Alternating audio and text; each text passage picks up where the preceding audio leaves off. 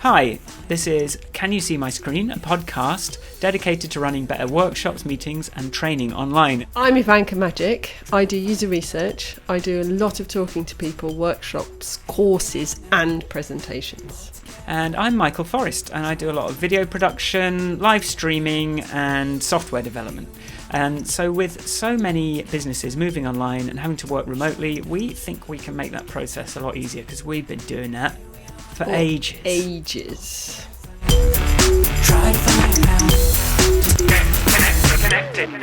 So we thought we'd start with the origin of the name of the podcast and just think about that question that you hear, and more of us have probably heard it over the last couple of years than before, is you're running a workshop, you're doing some training, you're doing a one-to-one session, you want to show what's on your screen.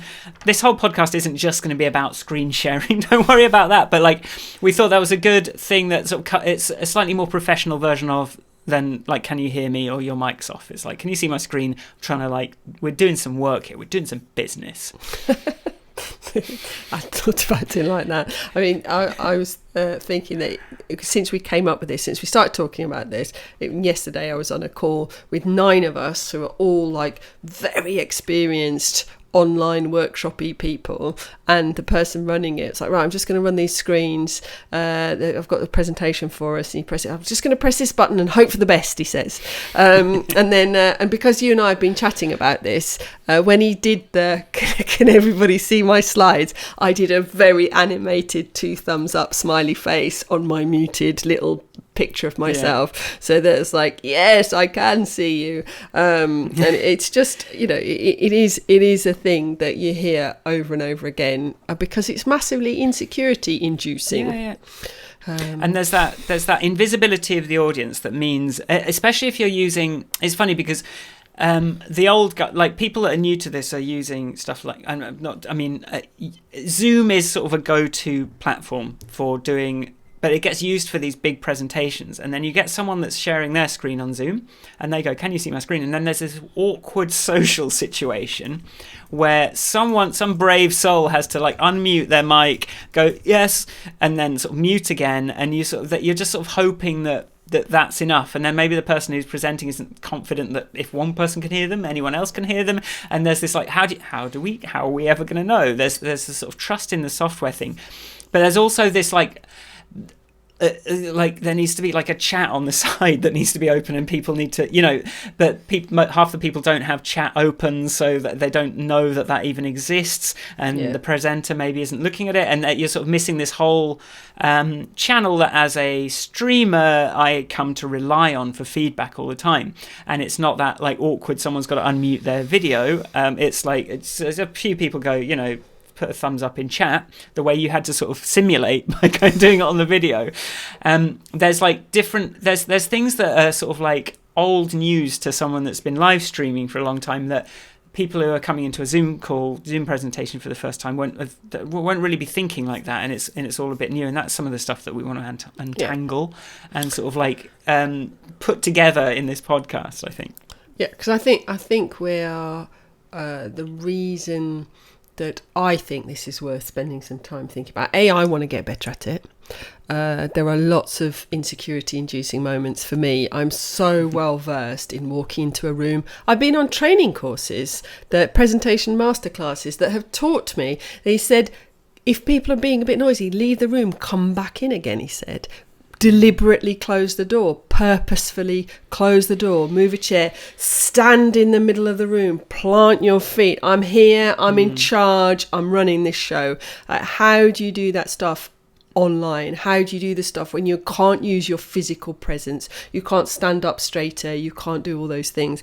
And I think that for me, these are the skills that I've spent years. I was just thinking ahead of this, I've been chatting on online chats since I was at uni, 93, 6? When did I go to university? 96. And it's on Unix chat, it's chatting to people at other universities. It's not that I'm uncomfortable online at all. It's just that these skills that I've honed and practiced, I need new ones. And it's transferring it, isn't it? I think a lot of this is how do we transfer our real world skills into this digital environment? And you can come and the number of times you can come on, you can be doing it, you can sort of posture, you can come on stream, right, you can be authoritative, but then if the sound is muted or your tech's not working properly, it's no good. And so that's this whole new layer of uncertainty that's introduced into those interactions. Yeah. But conversely, like you're talking about the presenter side, there's the audience side, there's this weird intimacy to a Zoom chat. Like if you're in a room in an audience sitting on chairs and there's 30 of you and they go, oh, is that too small for everyone? And you can sort of go, and there'll be like this volume of sound that comes indistinctly from the audience, and you can sort of retain your anonymity. But like on a Zoom call, you've got to be like, oh God, yes, you've got to be so brave to kind of because it is this very this sort of direct, weirdly intimate interaction. I hadn't thought about that. It's true. There is there's no nod, mumble. Yeah. Yeah. And we talk about bandwidth when we talk about this stuff. We talk about like in real life, I have got this surround sound, surround visual, real time, 120 frames a second or whatever the human eye can do, like amount of information coming in, and social nuances and body language, all those things that you are just completely lose when you're trying to do stuff digitally. Yeah. And and then there's also the tool, like what's the right tool for the job, and Zoom is great for like a 2 or 3 person meeting, or Zoom or Teams or something like that. They're good for a 2 or 3 person meeting, but you want to talk to 30 people. Like I hear like, Sharon, my partner Sharon, she works at Imperial College, and I sometimes overhear her, like, they're doing like lectures or something, and there's like 50, I don't know what, like 30 students on Zoom, and they're all like connecting to Zoom or Teams, and it's like, that's like, and they've all got their cameras off and the mic's muted, and you go, this is the wrong tool for that job. You need something like I'm used to, that like a streaming platform where the broadcasters broadcasting video, but everyone else is connected on chat, and then maybe if you do want to bring someone in, they can sort of dial into the stream. But it's a different way of thinking about it. We've all come from this like online meetings world, but it's just sort of the wrong tool for the job, really. And for all the improvements Zoom has made since the start of COVID, like it's still just think about how much internet bandwidth is being wasted by the fact that everyone's connecting video chat to things that there's no reason to have video there except to be able to, like, as you did yesterday, like simulate an emote. Yeah, but also, yeah, I agree. I was thinking about my 2 things. One, my daughter's actually 3. Do Imperial really use Zoom and Teams? Because most places seem to go Teams. It's just like there's this whole kind of like I as somebody who interacts with lots of different clients, I've got to have them all up. I had this one called Blue Jeans once, couldn't work out what was going on, but there I was. So I've got them all going on, all the different ones, all with their subtle differences, all the ones where you've got the more familiarity or less familiarity, different whiteboarding tools. I had to do a get to know a new tool yesterday so that I can run a workshop in a tool I'll have interacted with for a couple of hours before I actually run a workshop. But you know what? So it's like having that they're all similar but different. Kids getting taught, like my little one, first year at school, had a few days of remote classrooming on Teams because that's the, one of the incumbents. The Microsoft and then learning to mute yourself. Version of, learning to mute yourself from early. Mute yourself, like spit.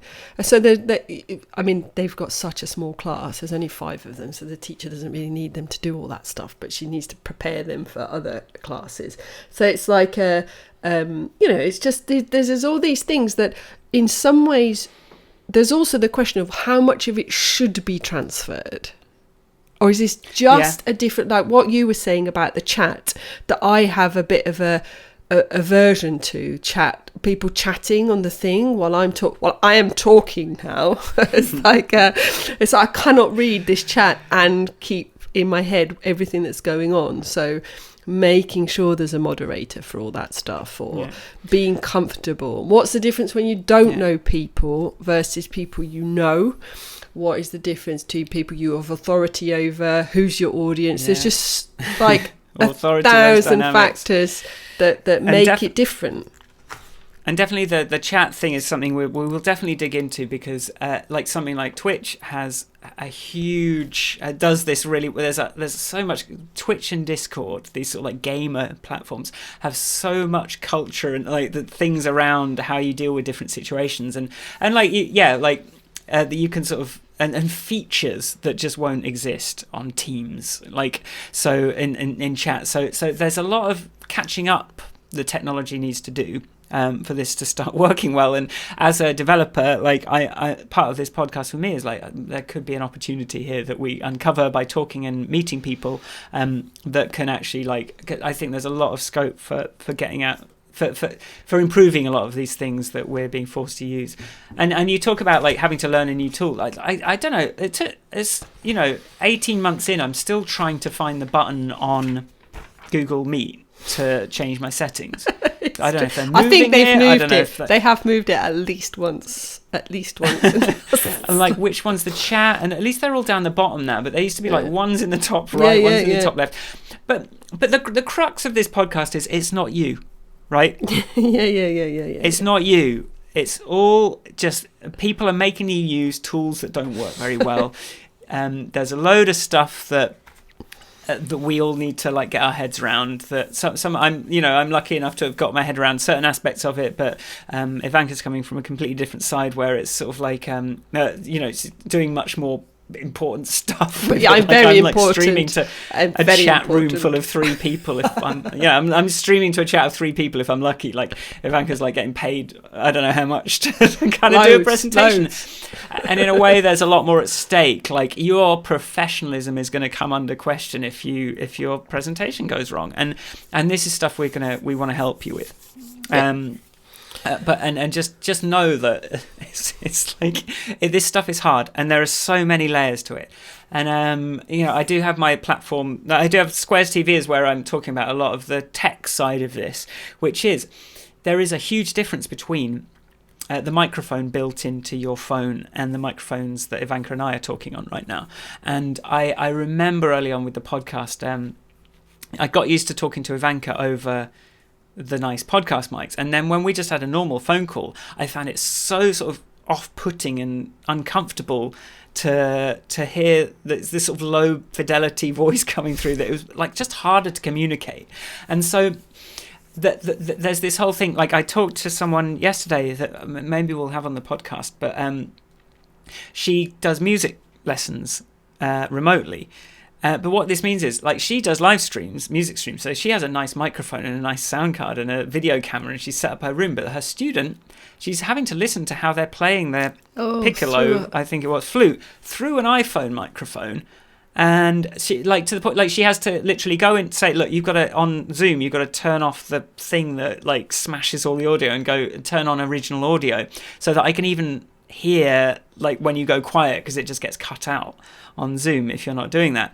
And just the fact that all this consumer technology, the microphone and video cameras, have been such an afterthought. Even like the second last generation of MacBook Pros have horrible microphones and horrible video cameras, and that just makes for a generally unprofessional looking experience for the presenter if you use those things. And also, but then if you want to sell your services online to someone else that you need to be able to interact with in a high bandwidth way, if they're using some consumer technology, microphone and camera, it's just going to make that all harder.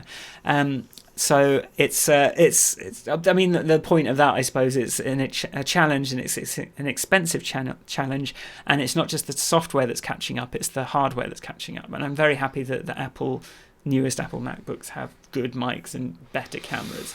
Although that sort of threatens my business model, because I sell a thing that lets you use your better phone camera as a microphone. So as a webcam. Do you know, I never use this mic on any other call than with you when I'm doing podcasts. Well, recommendation episode 1 is use it. But I don't know. This is this. It just feels like I'm going, listen to me, with my big microphone. Maybe I should get over it. I use it on everything. I use it whenever I just... Oh, I've gone blank. Hold on.